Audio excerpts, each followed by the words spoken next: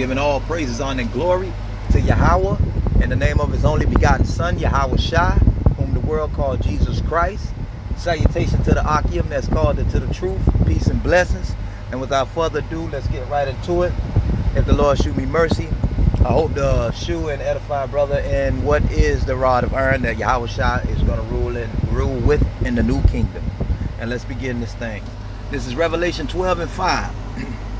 And it reads, "And she brought forth a man-child who was to rule all nations with a rod of iron, and her child was caught up into the Most High power and to his throne."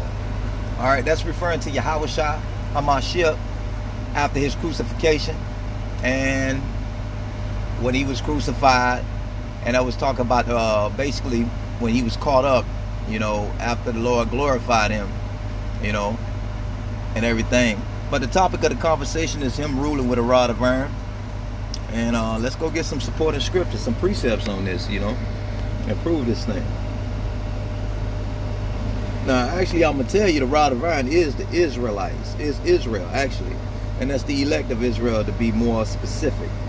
And this is going to be Psalm 74 and 2. And the reason Psalm 74 and 2, "Remember thy congregation, which thou hast purchased of old, the rod of thine inheritance, which thou hast redeemed, this Mount Zion where thou hast dwelt. Remember thy congregation which thou hast purchased of old, the rod of thine inheritance, which thou hast redeemed, this Mount Zion where thou hast dwelt." Now, the rod of thine inheritance, he's referring that to be Mount Zion, which would be the elect. That'll be a lesson for another day, the elect of the house of Israel being Mount Zion.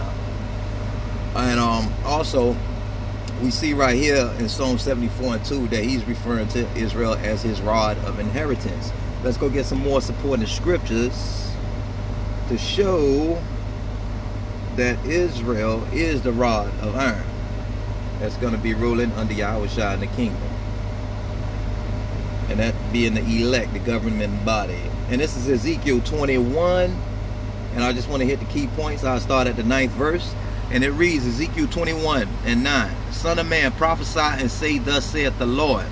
Say, a sword is sharpened, and also furbished. It is sharpened to make a sore slaughter. It is furbished that it may glitter. Should we then make mirth? It contamineth the rod of my son as every tree." All right? "It contamineth the rod of my son as every tree." Let's jump down to the 12th verse.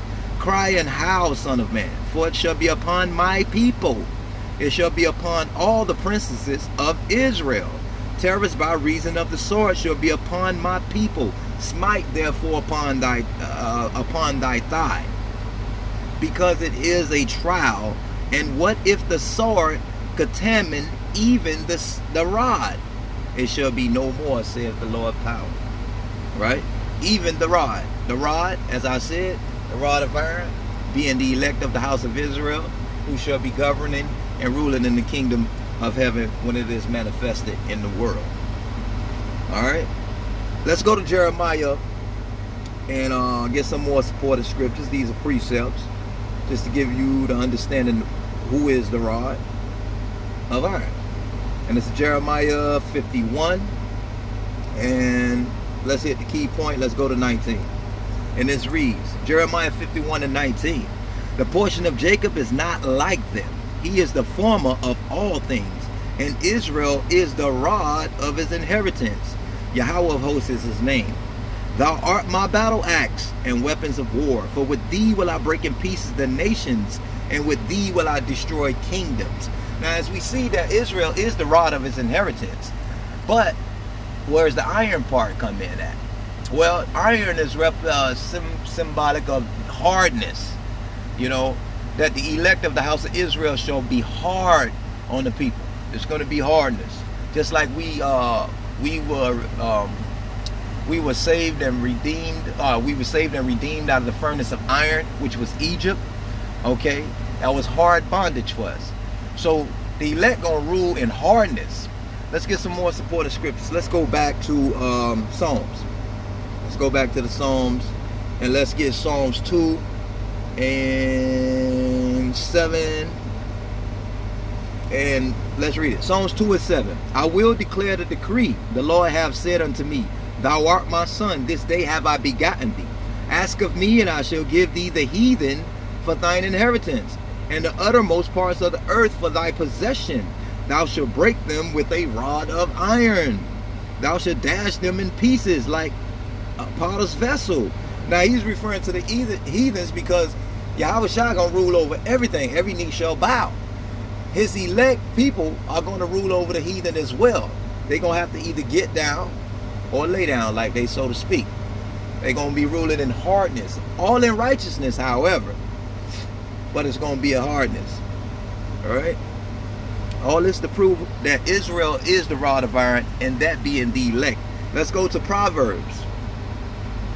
Let's go to Proverbs. They ain't gonna stand now. Let's go to Proverbs 27 and 17. And it reads, Iron sharpeneth iron, so a man sharpeneth the countenance of his friend. He was referring to make an analogy that a man is as unto iron. You know? Let's go to another precept.